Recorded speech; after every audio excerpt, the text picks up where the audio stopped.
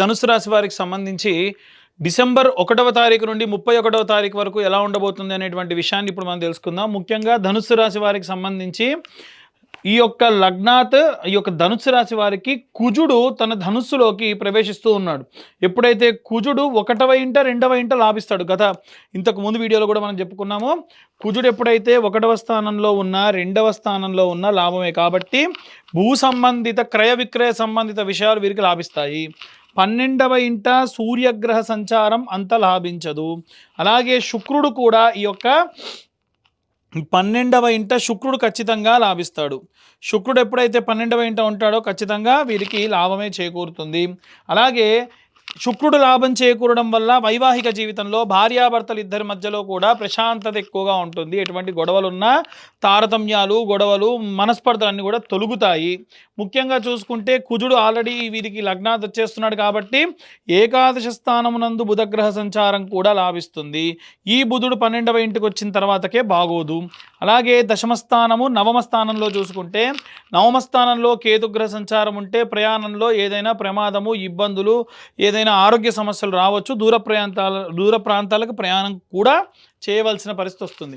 ధనుస్సు రాశి వారికి తృతీయంలో ఉన్నటువంటి రాహుగ్రహ సంచారము మిస్కమ్యూనికేషన్ అంటే మంచి చెడుగా చెడు మంచిగా చూపిస్తాడు.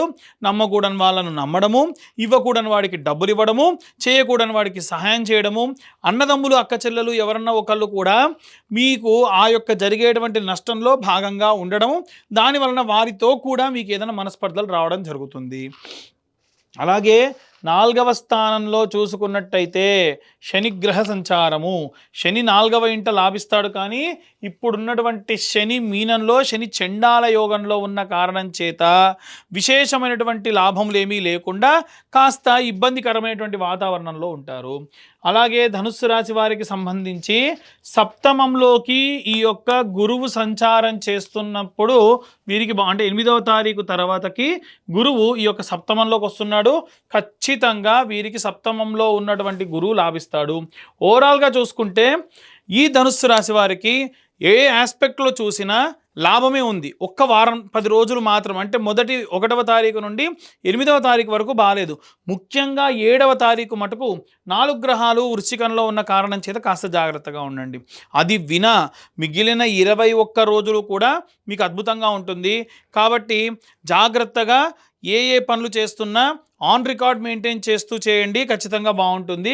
ఇక అందరూ కూడా ఏ రెమెడీస్ తీసుకోవాలి, ఏ మంత్రం చదవాలి అనేటువంటి విషయాన్ని ఇప్పుడు మనం తెలుసుకుందాం. ఇప్పటి వరకు మనం ఈ రాశి వారికి సంబంధించి డిసెంబర్ నెలలో ఉన్న గ్రహచారాలని బట్టి తిథి వార నక్షత్ర యోగ కరణాలని బట్టి మనం జాతకాన్ని విడివిడిగా చెప్పడం జరుగుతుందని చెప్పుకున్నాము. కానీ ఇప్పుడున్నటువంటి పరిస్థితుల్లో వీరు ఏ మంత్రం చదవాలి ఈ డిసెంబర్ నెలలో అనేటువంటిది ఇప్పుడు మనం తెలుసుకుందాం. ముఖ్యంగా అండి ఈ వీడియో చూస్తున్న వాళ్ళు దయచేసి వీడియో అలా చూస్తున్నారు తప్ప మేము చెప్పేటువంటి మ్యాటర్ ఇన్ఫర్మేటివ్గా ఉంటే దయచేసి లైక్ చేయండి. వీలైతే ఇన్ఫర్మేటివ్గా ఉండి ఇంకొంతమందికి షేర్ చేయండి. కాస్త దానివల్ల మాకు ఎంకరేజ్ చేసిన వాళ్ళు అవుతారు. అయితే ఇప్పుడు నేను చెప్పే రెమెడీ అందరూ కూడా పాటించండి. మంత్రం ఏం చదవాలి అనేటువంటిది నేను ఆఖరిలో చెప్తాను. ఇప్పుడు ఆ రెమెడీస్ ఏంటంటే మీ దగ్గరలో ఉన్న నవగ్రహ దేవాలయానికి వెళ్ళిపోండి. నిత్యము కూడా ఒక పిరికెడు ధాన్యం తీసుకొని వెళ్ళాలి. అది ఏ ధాన్యం తీసుకెళ్ళాలి అనేటువంటిది ఇప్పుడు తెలుసుకుందాం. ఆదివారం నాడు ప్రారంభించాలనుకోండి, పిరికెడు గోధుమలు అంతే, ఒక ఆకు డొప్పలో వేసేసి చిన్న మట్టి ప్రమిదలు మీకు బయట నెయ్యి వేసి అమ్ముతున్నారు ఆల్రెడీ, అది తీసుకొని వెళ్ళి ఆ ధాన్యంపై పెట్టి వెలిగించండి. తర్వాతకి 21 ప్రదక్షిణాలు చేయండి. ఎన్ని ప్రదక్షిణాలు? 21 ప్రదక్షిణాలు చేసి మళ్ళీ 6 ప్రదక్షిణాలు అపసవ్య దిశలో అంటే clock wise 21, anti clock wise 6. ఇది నేను మళ్ళీ ప్రతి రోజుకి చెప్పను. మీరు నవగ్రహాల గుళ్ళో ఎప్పుడు ప్రదక్షిణ చేసినా 21 ప్రదక్షిణాలు చేయాలంటే 7 గ్రహాలకి 7 మూళ్ళ 21, రాహుకేతువులకు యాంటీ క్లాక్ వైజ్ డైరెక్షన్లో 2 మూళ్ళ 6 ప్రదక్షిణాలు, మొత్తం 27. అందుకే 27 నక్షత్రాలు మనకు ఉంటాయి నవగ్రహాలని బేస్ చేసుకొని. అయితే ఇలా చేయడం వలన నక్షత్ర నవగ్రహ దోషములుంటే పోతాయి. అది కూడా సూర్య సంబంధితమైనటువంటి దోషములుంటే ఆదివారం నాడు చేయడం వల్ల. అయితే ప్రదక్షిణాలు చేసేటప్పుడు ఆదిత్యాయ చ సోమాయ మంగళాయ బుధాయ చ గురు శుక్ర శనిభ్యశ్చ రాహవే కేతవే నమః అనేటువంటి మంత్రం చెబుతూ ఎన్నిసార్లు వేస్తే అన్నిసార్లు. దయచేసి మీరు ఆ దేవాలయానికి వెళ్ళేటప్పుడు ఏం తీసుకెళ్ళినా అక్కడితో పూర్తవ్వాలి. నేను నూనె బాటిల్ తీసుకెళ్తా, నేను నూనె పోసి వెలిగిస్తా, ఆ నూనె మళ్ళీ ఇంటికి తీసుకెళ్తా కుదరదు. పసుపు వెలిగిస్తా, పసుపు తీసుకెళ్తా, కుంకుమ తీసుకెళ్తా, కేజీ పొట్లను తీసుకెళ్ళి కొద్ది కొద్దిగా వాడి వెనక్కి తీసుకొస్తా కుదరదు. మీరు ఏ క్వాంటిటీ తీసుకెళ్తారో అక్కడితో క్లోజ్ చేయండి. అంటే తక్కువ తక్కువ తీసుకెళ్ళండి, అక్కడితో క్లోజ్ చేయండి. సోమవారం నాటి విషయానికి వస్తే పిరికెడు బియ్యము లేదా ఒడ్లు ఒక ఆకుడొప్పలో వేసి చంద్ర భగవానుడి దగ్గర పెట్టండి. మొదటి రోజు సూర్యుడి దగ్గర పెట్టండి, రెండవ రోజు చంద్ర భగవానుడి దగ్గర పెట్టి దానిపైన ధాన్యం పైనే ఒక దీపం, ప్రతిరోజు కొత్త దీపం వెలిగించాల్సిందే. మట్టి దీపం ₹2, ఇంత చిన్న దీపాలు ₹2 ఉంటాయి. దాంట్లో ఇంతంత నెయ్యి వేయండి, ఒత్తి పెట్టండి. అవి కూడా రెడీమేడ్గా అమ్ముతున్నారు, అవే తెచ్చుకొని పెట్టుకున్నా సరిపోతుంది. అలాగే ఈ ప్రదక్షిణాలు కామన్, ప్రతిరోజు కూడా చేసేటువంటివి. అలాగే మంగళవారం నాడు కుజుడికి, అలాగే రాహుకి, కేతువుకి కూడా చేయొచ్చు. అయితే కుజగ్రహానికి చేసేటప్పుడు పిరికెడు కందులు తీసుకొని ఒక ఆకు డొప్పలో వేసి, ఒక పిరికెడు కందులు తీసుకొని ఆకు డొప్పలో వేసి చిన్న దీపం ఆ కందుల పైన వెలిగించేసేయండి. తరువాతకి ఆ ప్రదక్షిణాలు చేయడం కామన్, చదివేటువంటి మంత్రం కూడా కామన్.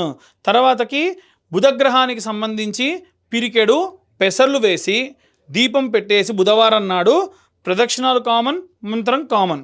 గురువారం నాటి విషయానికి వస్తే శనగపప్పు లేదా శనగలు పిరికెడు వేసి ఆకుడొప్పలో దానిపైన కొత్త దీపం, ప్రతిరోజు కూడా కొత్త దీపం వెలిగించాలి. చిన్న మట్టి ప్రమిద సరిపోతుంది. ప్రదక్షిణాలు చేసేటప్పుడు మంత్రం చదవాలి. 21 ప్రదక్షిణాలు, 6 ప్రదక్షిణాలు అపసవ్య దిశలో. అలాగే శుక్రవారం నాడు పిరికెడు బొబ్బెర్లు వేసి తర్వాతకి దీపం పెట్టి తర్వాతకి మీరు ప్రదక్షిణాలు కామన్, అలాగే మంత్రం కూడా కామన్. ప్రతిరోజు కూడా ఎన్ని ప్రదక్షిణాలు చేస్తున్నాం, ఎంత మంత్రం చదువుతున్నాం లెక్క అవసరం లేదు, ప్రదక్షిణాలకు మాత్రమే లెక్క.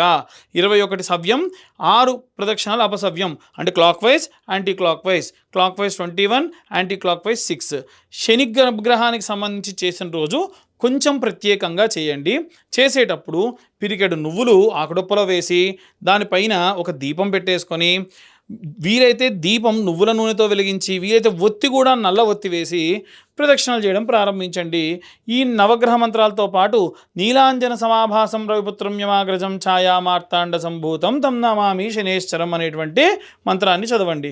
ఇక మిగిలింది రాహుకేతువులు మంగళవారం నాడు చేయాలి కాబట్టి పిరికెడు నల్ల మినుములు ఒక ఆకుడొప్పలో వేసి దీపం వెలిగించి ఈ యొక్క ప్రదక్షిణాలు 21 కామన్గా మీరు ప్రతిరోజు చేసేవి, యాంటీ క్లాక్ వైజ్ డైరెక్షన్లో చేసేటువంటివి 6 ప్రదక్షిణాలు.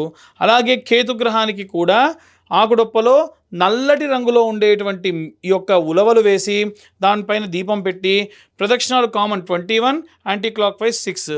ఇన్ కేసు రోజు మీరు ఏమైనా పండ్లు తీసుకెళ్తారా, ఒక 2 పండ్లు తీసుకెళ్ళండి, అంతకు మించి వద్దు. ఏ గ్రహానికి మీరు తీసుకెళ్తే ఆ గ్రహానికి తీసుకెళ్ళండి. లేదు ప్రతి గ్రహానికి కూడా బెల్లం ముద్దలు పెడతా అంటే చిన్న సైజులో బెల్లం ముద్దలు ప్రతి ఒక్క గ్రహానికి పెట్టండి. పూలు కావాలంటే ఏ రోజు ఏ గ్రహానికి పూజ చేస్తే ఆ గ్రహానికి మీరు పూలు పెట్టండి. అలా విశేషంగా ఈ యొక్క నెల రోజులు కూడా చేయండి. ఎందుకు అంటే గ్రహ సంచారాలు విపరీతంగా మారుతున్నాయి. సంవత్సరం ఆఖరికి వచ్చేసింది. వచ్చే సంవత్సరంలో జల సంబంధితమైనటువంటి విషయాలు, అగ్ని సంబంధితమైనటువంటి ప్రమాదాలు విశేషంగా జరగనున్నాయి. కాబట్టి అలాంటి ఎన్నో రకాలైనటువంటి ప్రమాదాలను మనం దాటుకొని ప్రశాంతంగా ఉండాలి అంటే, శక్తిని చేకూరాలంటే నవగ్రహాలు నక్షత్రాలకు సంబంధించిన సంపూర్ణ శుభ కృపా కటాక్షాలు మన యందు ఉండాలి. నెక్స్ట్ వచ్చేటువంటి ఎపిసోడ్లో మనకు 2026వ సంవత్సరం ఎలా ఉండబోతుంది, ఎవరైనా ప్రముఖులు గతించబోతూ ఉన్నారా, అలాగే ఎలాంటి ప్రమాదాలు జరగబోతూ ఉన్నాయి అనేటువంటి విషయాలతో మీ ముందుకు వస్తాను. సర్వే జనా సుఖినో భవంతు. స్వస్తి.